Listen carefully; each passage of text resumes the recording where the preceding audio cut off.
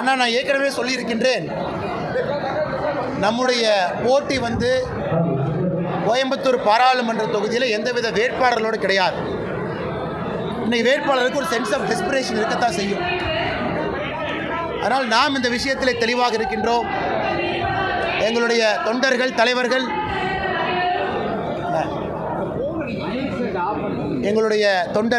கோயம்புத்தூர் பாராளுமன்றத்தில் இருக்கக்கூடிய தலைவர்கள் மக்களை சந்தித்து ஒரே ஒரு விஷயத்தை சொல்லுகின்றோம்.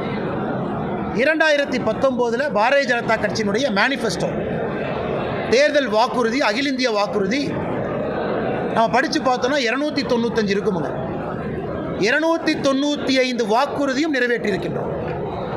இப்போ திமுக மாதிரி 2021 கொடுத்துட்டு அதையே திரும்ப கம்ப்யூட்டர் உட்காந்து பெட்ரோல் டீசல் 5 ரூபா 4 ரூபா குறைப்பது 65 மாற்று, சிலிண்டர் 100 ரூபாங்கிறது 500 மாற்று, எதுவுமே செய்யாமல் அதே விஷயத்தை திரும்ப திரும்ப செய்.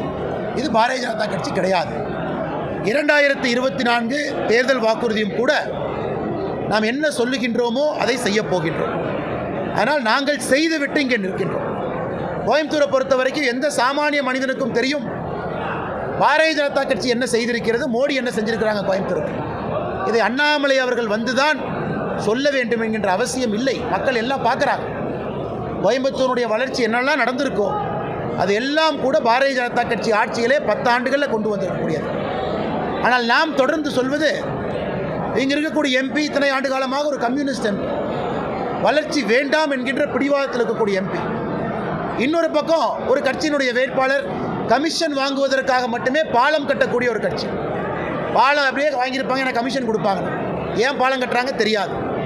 பாலத்துக்கு கீழே பார்த்தீங்கன்னா ரோடு குண்டும் குழியுமாக இருக்கும். அதை போய் அந்த வேட்பாளரோ கட்சியோ கண்ணை திறந்து கோயம்புத்தூரை எந்த அளவுக்கு நாசப்படுத்தி வைத்திருக்கின்றார். ஊழல் செய்வதற்காக மட்டுமே ஆட்சியில் இருந்த ஒரு கட்சி இன்னைக்கு வளர்ச்சியை பற்றி பேசுகிறாங்க. கோயம்புத்தூரில் இருக்கக்கூடிய எல்லா சாமானிய மனிதர்களுக்கும் தெரியும், கோயம்புத்தூர் இவர்கள் கொள்ளையடிப்பதற்காக, கமிஷன் பெறுவதற்காக வளர்ச்சி என்கின்ற வீக்கத்தை காட்டிக் கொண்டிருக்கின்றார்கள். அதை நான் சொல்ல வேண்டிய அவசியம் இல்லை. சாதாரணமாக இருக்கக்கூடிய கோயம்புத்தூர் நகர், கோயம்புத்தூர் பாராளுமன்றத்தில் இருக்கக்கூடிய எல்லா சொந்தங்களுக்குமே இதை பற்றி தெரியும்.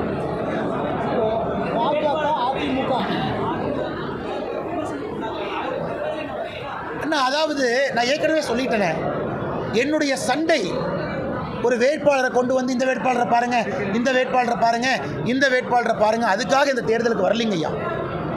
நாம் இங்கே வந்திருப்பது ஒரு முக்கியமான நோக்கம். அடுத்த 700 நாட்கள் 2026 சட்டமன்ற தேர்தலுக்கு முன்பாக கோயம்புத்தூர் பாராளுமன்றத்தை எப்படி மாற்றி காட்டப் போகின்றோம் என்கின்ற சவாலுக்காக இங்கே வந்திருக்கேன். மக்களுடைய அன்பை பெற்று கோயம்புத்தூரில் உண்மையான வளர்ச்சி, நான் ஏற்கனவே சொல்லியிருக்கிறேன், மோடி அவர்களுக்கும் மத்திய அமைச்சரவைக்கும் கோயம்புத்தூர் மக்களுக்கும் இந்த அண்ணாமலை ஹாட்லைனாக இருப்பார். Annamalai is a hotline. கோயம்புத்தூரினுடைய நம்முடைய பாரதிய ஜனதா கட்சி தேசிய ஜனநாயக கூட்டணி தலைவர்கள் இருக்கிறாங்க. என்னுடைய வேலை இங்கே ஹாட்லைனாக வேலை செய்கிறது. ஒரே ஒரு பட்டன், அதற்கான தீர்வு இந்த அண்ணாமலை. யாரை பார்க்கணும்? மத்திய அரசிலிருந்து ஒரு வேலை கொண்டு வரணும், கொண்டு வந்துடும். மத்திய அரசு ஒரு கோரிக்கை வைக்கணும், கொண்டு வரோம். தொழிற்சாலைகளுக்கு ஒரு பிரச்சனை உங்களுக்கு தெரியும். தொழிற்சாலைகளுக்கு பிரச்சனை வருவதும் அரசு அதை சரி செய்வதும் ஒரு சைக்கிளிக்கல் ஃபினாமினன். ஆனால் பிரச்சனை இருக்குது, ரெப்ரசன்டேஷன் கொடுக்கணும், சரி பண்ணணும், நாங்கள் இருக்கோம்.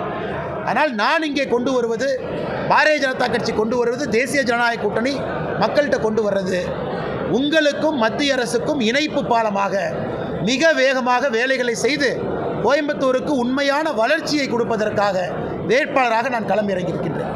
இது ஏதோ 2 வேட்பாளர்கிட்ட 2 கட்சியிட்டையோ சண்டை போடுறக்கு. அதே நேரத்தில் மாற்று அரசியல். இன்றைக்கி தமிழ்நாட்டினுடைய அரசியல் பார்த்தீங்கன்னா பணபலத்தை வைத்து தீர்மானிக்கக்கூடிய அரசியலில் மக்களை நம்பி, சாமானிய மனிதர்களை நம்பி, ஒரு சாதாரணமான மனிதர்கள் இந்த அரசியலில் ஜெயிக்க முடியும் என்கின்ற நம்பிக்கையிலும் இந்த 2024 பாராளுமன்ற தேர்தலில் களமிறங்கியிருக்கிறது. எடப்பாடியார் என்ன சொல்லியிருக்கிறாருன்னா, நீங்கள் செலவே பண்ண மாட்டேன்னு சொன்னீங்க, ஆனால் அவர் 1 ரூபா டீ குடிக்கிறதுக்கு கூட நீங்கள் செலவு பண்ணாமல் எப்படி நீங்கள் பண்ண முடியும் அப்படின்னு கேட்குறாரு. எடப்பாடி அண்ணங்கிட்ட பிரச்சனை என்னென்னா, ஒருத்தர் என்ன சொல்கிறாங்கன்னு முழுமையாக கேட்கறது, கேட்கக்கூடிய தன்மையெல்லாம் இழந்துட்டாங்க. ஏன்னா அரகன்ஸ் வந்துருச்சு. நாம் சொல்லியிருப்பது, ஓட்டுக்கு பணம் கொடுக்காம கோயம்புத்தூரில் ஜெயித்து காட்ட முடியும் என்பது நம்முடைய சவால். நீங்கள் மற்ற கட்சிகள் இதே சவால் விட சொல்லுங்கள். மக்களின் மீது நம்பிக்கை இருக்கிறனால இதை சொல்கிறோம். இன்றைக்கி பாரதிய ஜனதா கட்சியினுடைய தொண்டன் யாரும் கான்ட்ராக்டர் இல்லை, யாருமே ஹைவே கான்ட்ராக்டர். நீங்கள் சொன்ன கட்சியினுடைய தலைவர் யாரையெல்லாம் நிறுத்தியிருக்காங்க பாருங்கள். யாரையெல்லாம் திருச்சியில் நிறுத்தியிருக்காரு, யாரையெல்லாம் இங்கெல்லாம் நிறுத்தியிருக்காங்க. எத்தனை ஹைவே கான்ட்ராக்டர் நிற்கிறாங்க. அவங்க ஆண்ட பொழுது சம்பாதித்த பணமெல்லாம் யார் கையில் இருக்கோ அவர்கள் தான் இன்றைக்கி பாதி பேர் வேட்பாளர்கள். அது சாமானிய மக்களுக்கு அந்த வேட்பாளர் லிஸ்ட்டை பார்த்தாவே தெரியும். ஆனால் பாரதிய ஜனதா கட்சியினுடைய தொண்டன், தேசிய ஜனநாயக கூட்டணியுடைய தொண்டர்கள் தங்களுடைய கை காசை போட்டு வேலை செய்கிறாங்க. சுவரமுறமாக கை காசு. அவங்க பெட்ரோலுக்கு பணம் போட்டுக்கிட்டு பெட்ரோல் அடிச்சுட்டு ஒரு 4 வீடு ஏறி இறங்கணுமா, ஏறி இறங்குறாங்க. இதுதான் மாற்று அரசியல். இது மாற்று அரசியல் செய்யாமல் கல்லாப்பெட்டி கட்டினவங்களுக்கு எப்படி தெரியும்? அதனால் யார் என்ன பேசுகிறாங்கன்னு காது கொடுத்து கேட்க வேண்டும். நாங்கள் சொல்லக்கூடிய மாற்று அரசியல் என்ன? எடப்பாடி என்ன டீ குடிக்கணும்னா கூட யார்ட்டையோ பணம் வாங்கி தான் டீ குடிப்பாராட்டுருக்கு. அதனால தான் டீ குடிக்கிறது எக்ஸாம்பிளாக கொடுக்குறாங்க. நாங்கள் அப்படி இல்லை. டீ குடிக்கணும்னா கூட சொந்த காசில் டீ குடிப்போம். அதான் எங்களுக்கும் அந்த தலைவர்களுக்கும் அந்த கட்சிக்கும் இருக்கக்கூடிய அடிப்படை வித்தியாசம். அதே போல் உதயநிதி வந்து எய்ம்ஸ் செங்கல் எடுத்து பிரச்சாரம் பண்ணிட்டு எய்ம்ஸ் இன்னும் வரல மதுரையில். ஆனால் இன்றைக்கி உதயநிதி ஸ்டாலின் அவர்களுடைய அறிவு அவ்வளோதான். ஒரு செங்கலை கையில் எடுத்து ஒரு செங்கலை கொண்டு போய் பாருங்கன்னு சொல்கிற அளவுக்கு தான் அறிவு இருக்குது. அதனால தான் தொடர்ந்து சொல்கிறோம், அரசியலில் பக்குவப்படாதவர்கள், அறிவு இருக்கக்கூடியவர்கள், மக்களுக்கு வந்து சமுதாய பணி செய்பவர்கள் இவங்கெல்லாம் வராமல் வெறும் ஒரு தாத்தா அப்பா பேர் இனிஷியலை வச்சு வந்தாங்கன்னா ஒரு செங்கலை தூக்கிட்டு ஒரே செங்கலை காட்டக்கூடிய புத்தி மட்டும்தான் இருக்குது. இன்றைக்கி திமுகவினுடைய தேர்தல் வாக்குறுதி நான் எத்தனை இடத்துல நான் சொல்கிறேன். அக்ரிகல்ச்சர் காலேஜ் மதுரை எங்கே போச்சு?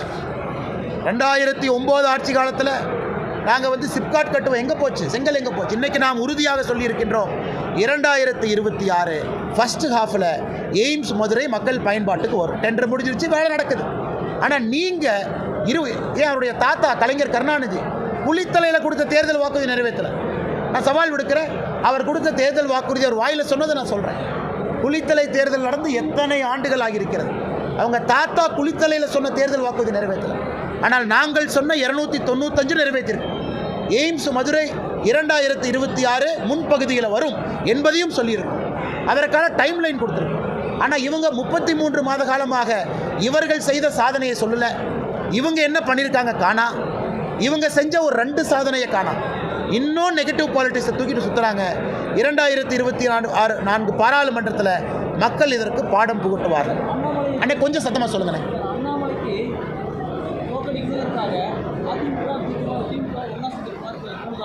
ஆனால் அதிமுக திமுக இப்போ ஒன்றா சேரல. ஏப்ரல் 10ஆம் தேதி ஒன்றா சேருவாங்க. ஸோ நான் அதிமுக திமுக ஒன்றாக சேருவதை கடைசி 10 நாளில் எதிர்பார்க்குறேன். ஏன்னா அன்றைக்கி தான் பங்காளி கட்சிகளுடைய சுயரூபத்தை நீங்கள் பார்ப்பீங்க. இன்றைக்கி 2 பேரும் தேர்தலில் நிற்பது கம்யூனிஸ்ட் கட்சி வேண்டாம், திமுக வரணும். ஏன்? பணபலத்தை படைபலத்தை வச்சு அண்ணாமலையை தோற்கடிக்கல. திமுக காரங்க இங்கே என்ன வேலை? MP election. அதே போல் அதிமுக காரங்க சுற்றி வர்றாங்க.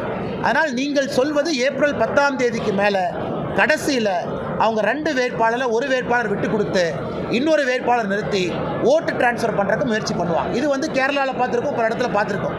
கோயம்புத்தூரில் தமிழக அரசியலில் முதல் முறையாக இங்கே நடக்கும். அதையெல்லாம் தாண்டி தான் நம்முடைய வெற்றி. மக்களுடைய அன்பு நம்மகிட்ட இருக்கும் பொழுது பங்காளி கட்சிகள் என்ன வேணாலும் அண்டர்ஸ்டாண்டிங் போட்டுக்கிட்டோம், அன்கோ போட்டுக்கிட்டோம், திரை மறைவில் பேசிக்கிட்டோம், விட்டு கொடுத்துக்கிட்டோம். ஒரே கான்ட்ராக்டர். இவங்க ஆட்சியில் இருக்கும்போது ஹைவே கான்ட்ராக்டர், இப்போ ஆட்சியில் இருக்கும்போது ஹைவே கான்ட்ராக்டர். 2 பேர்த்துக்கு பண சப்ளை ஒரே ஹைவே கான்ட்ராக்டர். அதற்கெல்லாம் கோயம்புத்தூர் மக்கள் மயங்கப் போவது கிடையாது. அதற்கு நாங்கள் பயப்பட போவதும் கிடையாது.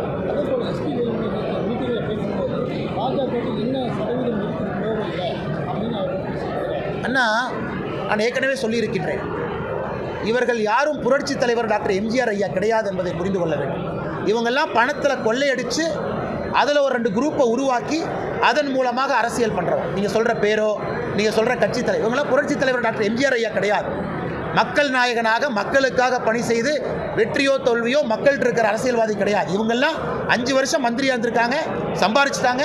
அடுத்த 10 வருஷம் செலவு பண்ணுவாங்க. 10 வருஷம் கழித்து ஒருவேளை ஆட்சிக்கு வந்தால் மறுபடியும் சம்பாதிப்பாங்க. அதனால் இவர்கள் என்னதான் சூழலைத்தாலும் மக்களுக்கு தெரியும், இவங்கெல்லாம் பழைய தலைவர்கள் கிடையாது.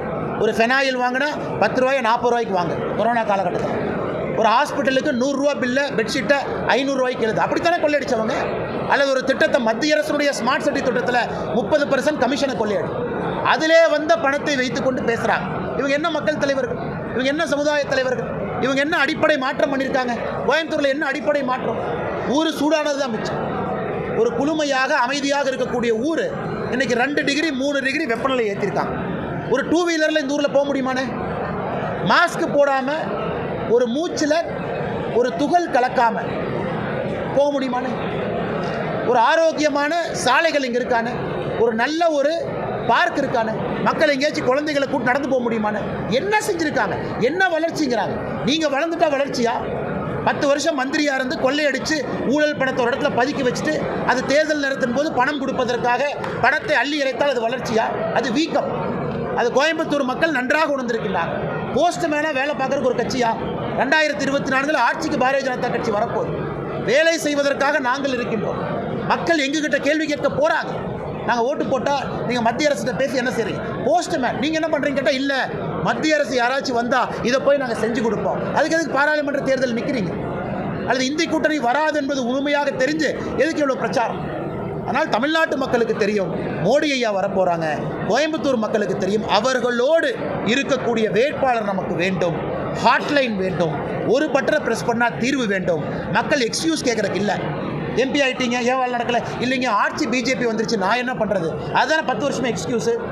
10 வருஷமாக என்னென்ன காரணம் சொன்னாங்க. ஏன்னா கோயம்புத்தூரில் விமான நிலைய வேலை நடக்கலை, கோயம்புத்தூருக்கு ஏன் ரயில்வே ஸ்டேஷன் வேலை நடக்கலை, கோயம்புத்தூருக்கு ஏன் சாலை வசதி நடக்கலை, நாங்கள் என்னப்பா பண்ணுறது, அங்கே மோடி ஐயா இருக்கிறாங்க, நாங்கள் வேறு கட்சி. அந்த எக்ஸ்கியூஸ் கொடுத்து எந்த வேலையும் செய்யாமல் தப்பிச்சிட்டு இருக்காங்க. இன்றைக்கி 2024 தேர்தல் அதற்கெல்லாம் பதில். நாங்கள் எக்ஸ்கியூஸ் கொடுக்க விரும்பலிங்கன்னா வேலை செய்கின்றோம். 700 நாட்கள்லேயே நீங்கள் மாற்றத்தை பார்ப்பீங்க. 5 வருடம் கூட நீங்கள் பொறுத்திருக்க வேண்டாம். 2026 சட்டமன்ற தேர்தலுக்கு முன்பு இந்த மாற்றத்தை காட்டப் போகின்றோம் என்று சூளுரைத்து மக்களுடைய அன்புக்காக களத்தில். ஆனால் கோவை சார்ந்த தேர்தல் அறிக்கை உங்களுக்கு ஏப்ரல் 2வது வாரத்தில் ஒரு சட்டமன்றத்துக்கு ஒரு புக்காகவே கொடுக்க போகிறோம்.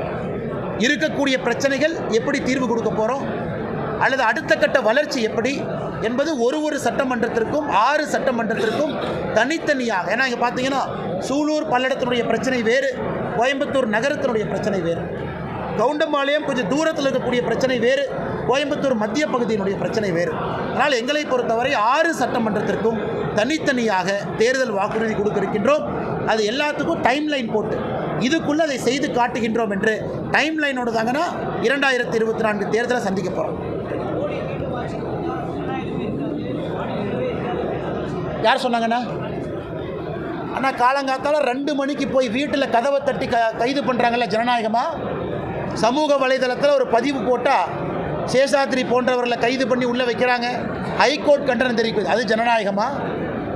அது ஜனநாயகமானு கேட்குறேன்.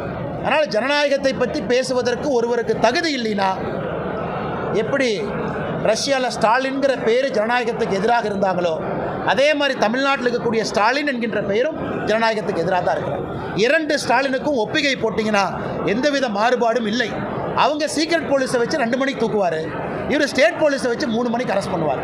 அதனால் ஜனநாயகத்தை பற்றி பேசுவதற்கு ஒரு கட்சிக்கு, ஒரு தலைவருக்கு தமிழகத்தில் உரிமை இல்லை என்றால் அது அண்ணன் ஸ்டாலின் அவர். நன்றி அண்ணா. தேங்க்யூ அண்ணா.